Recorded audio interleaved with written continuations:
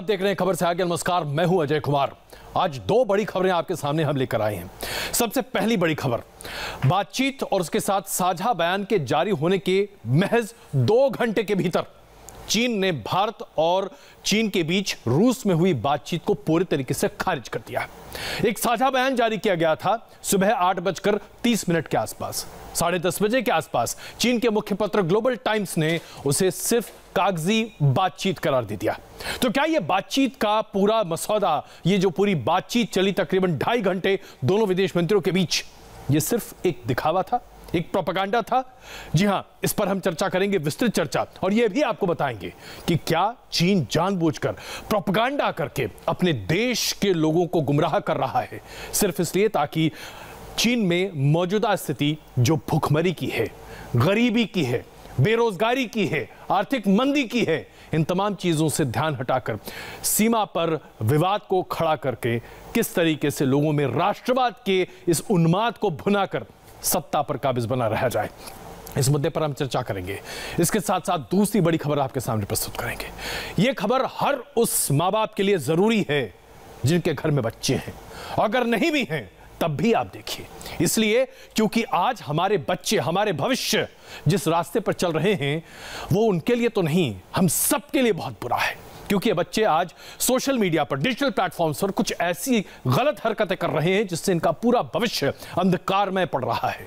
बच्चे आजकल online classes कर रहे हैं। इन क्लासेस में बच्चे अपने टीचर्स की इज्जत को तार-तार कर रहे हैं, और यह बात निकल कर आ रही है लखनऊ से और उसके साथ साथ कई और शहरों से भी। जब टीचर की इज्जत को तार-तार करेंगे बच्चे, तो कैसे टीचर पढ़ाएंगे बच्चों को? किसकी जिम्मेदारी है ये इन बच्चों को संभालने की? इस पर करेंगे चर्चा, लेकिन सबसे पहले आज की बड़ी खबर, चीन। तो जनाब, चीन को लेकर अब स्थिति क्या कही जाए? एक तरफ तो चीन लगातार हिंदुस्तान से बातचीत की पैरोकारी करता है और कहता है कि हम नियंत्रण रेखा पर बातचीत के जरिए सब कुछ सुलझाना चाहते हैं, और दूसरी तरफ महज 2 घंटे में बातचीत को कूड़ेदान में डाल देता है।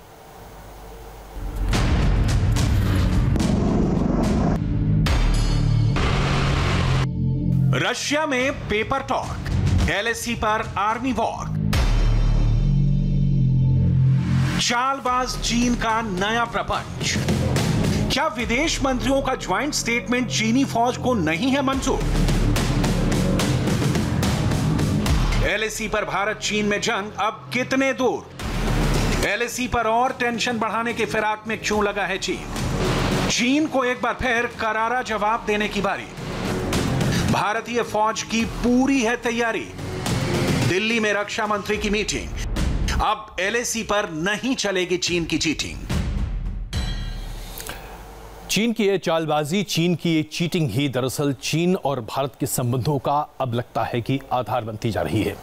मॉस्को में कल यानी कि बीती शाम भारत और चीन के विदेश मंत्रियों की आमने सामने बैठकर बातचीत हुई। 2 घंटे से भी ज्यादा की बातचीत थी। लेकिन आज सुबह 8:10 पर जब दिल्ली में चीनी एम्बेसी ने ज्वाइंट स्टेटमेंट की कॉपी रिलीज की, तो भारत और चीन के विदेश मंत्रियों की आपसी बातचीत में जो तय हुआ था, उस पूरे मसौदे को सिर्फ कोरी पेपर पर बातचीत के तौर पर सामने रख दिया गया। और ये किया किसने? ग्लोबल टाइम्स, जो कि चीन की सरकार का और यूं कहें कि चीन की कम्युनिस्ट पार्टी का मुख्य पत्र है। तनाव कम करने के लिए जिस तरह से बातें कही गई थीं, वो सारी बातें धराशायी होती चली गई। जी हां, ये देखिए, 8:10 पर मसौदा जारी किया जाता है और कहा जाता है कि 5 पॉइंट हैं। पंचशील, याद कीजिए, पंचशील। यही पंचशील 2 घंटे में भी, यानी कि 1 घंटे 45 मिनट में उसे बिल्कुल खारिज कर देता है चीन। तो अब इसका मतलब क्या है? आइए जरा सीधे चीन के दोहरे चरित्र को आपके सामने रखते हैं। चीन का दोहरा चरित्र कैसे दिख रहा है? दरअसल चीन और पाकिस्तान में कोई फर्क है ही नहीं। दोनों देश एक ही तरह के पैतरे इख्तियार करते हैं। अब जरा आपको दिखाते हैं ये चीन और पाकिस्तान की भाई भाई या भाईगिरी क्या है। सबसे पहले तो आप ये समझिए कि जिस तरह से बातचीत के टेबल पर पाकिस्तान हिंदुस्तान के साथ लगातार बैठता रहा है और उसके साथ साथ सीमा पार से आतंकवाद प्रायोजित और प्रोत्साहित करता रहा है, ठीक वैसे ही चीन भी अब लगातार हिंदुस्तान से बातचीत की बात तो करता है, लेकिन नियंत्रण रेखा पर एक के बाद एक फौज जमा करता चला जा रहा है। तो आप सोचेंगे कि आखिरकार चीन ये धोखेबाजी क्यों कर रहा है? अब इसको समझने के लिए हमें चीन के भीतर घुसना पड़ेगा, और अब हम आपको बताने जा रहे हैं कि क्यों आखिरकार क्या वजह है कि चीन हिंदुस्तान के साथ वो सब कुछ कर रहा है जो उसने बीते लगभग 45 साल में नहीं किया?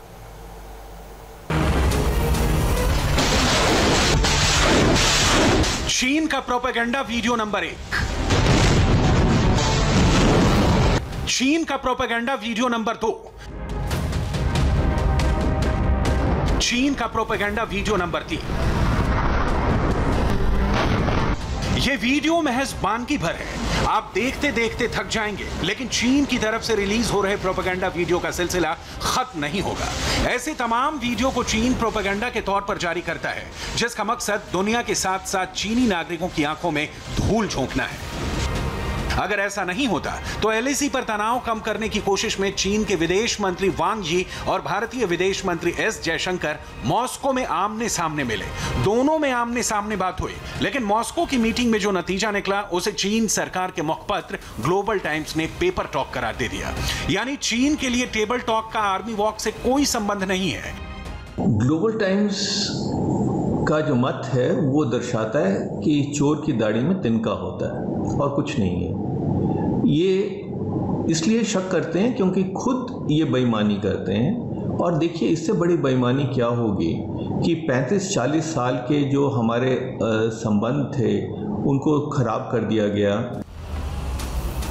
चीन पर भरोसा करना खतरे को दावत देना जैसा है, इसलिए हिंद की फौज पूरी तरह से तैयार है। भारतीय फौज की तैयारी को देखकर चीन की पीएलए आर्मी हलकान है। युद्ध से पहले उसे हार की चिंता खाए जा रही है, इसलिए तमाम प्रोपेगेंडा वीडियो जारी कर रहा है। इस वीडियो में आप साफ साफ देख सकते हैं कि कैसे एलएसी पर मौजूद चीनी सैनिकों के लिए फूड डिलीवरी करते ड्रोन को दिखाया गया। अब इस दूसरे वीडियो को देखिए। इस वीडियो में पीएलए की मिलिट्री ड्रिल को दिखाया गया है, जिसे तिब्बत में एलएसी के करीब का बताया गया है। और अब चीन के सबसे ताजे गीदड़ भभकी को सुन लीजिए। चीन की सरकारी मीडिया ग्लोबल टाइम्स ने लिखा कि अगर भारतीय सेना पैंगोंग त्सोक झील के दक्षिणी हिस्से से नहीं हटती तो पीपल्स लिबरेशन आर्मी पूरे ठंड के मौसम में वहीं जमी रहेगी। अगर दोनों देशों के बीच युद्ध हुआ तो भारतीय सेना जल्दी ही हथियार डाल देगी। लद्दाख में अगर जंग हुई तो कैसे चीन की हार तय है, इसका चीन को अच्छे से अंदाजा है। इसीलिए हार के खौफ से चीन बौखलाया हुआ है। अगर चीन को अपनी सेना पर इतना ही गुमान होता, ताकत पर भरोसा होता, तो वो पाकिस्तान की तरफ प्रोपेगेंडा नहीं करता। पुरानी कहावत है, ताकतवर को अपनी ताकत दिखाने की आवश्यकता नहीं पड़ती, क्योंकि दुनिया जानती है कि वो ताकतवर है। चीन अपना ये प्रोपेगेंडा जिस बड़े पैमाने पर अपनी जनता के सामने रख रहा है, वो दरअसल उन बातों से ध्यान हटाने के लिए है जो चीन की सरकार या यूं कहीं शी जिनपिंग के सामने सबसे बड़ी मुसीबत है। सबसे पहले, चीन में बेरोजगारी आजादी के बाद से सबसे ज्यादा है। जी हां, चीन में बेरोजगारों की संख्या हिंदुस्तान से 8 गुनी ज्यादा है। इसलिए चीन में बहुत जबरदस्त विरोध है।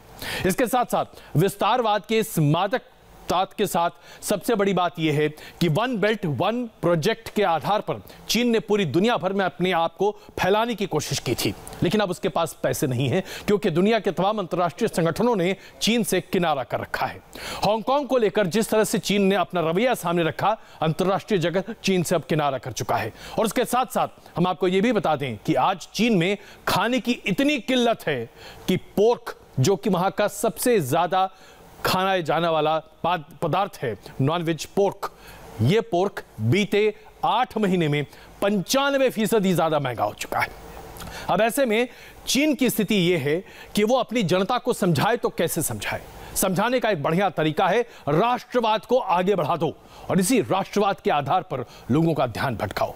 और इसमें चीन वास्तविकता को कैसे अलग तरीके से प्रस्तुत कर रहा है, इसे देखिए इस मैप के जरिए जो अब हम आपके सामने स्क्रीन पर रखने जा रहे हैं। और इससे आप समझिए कि स्थिति क्या है। ये जो मैप अभी आप पीछे देख रहे हैं, यह बताता है कि आज हमारी स्थिति क्या है। सबसे पहले जरा आप इसे समझिए।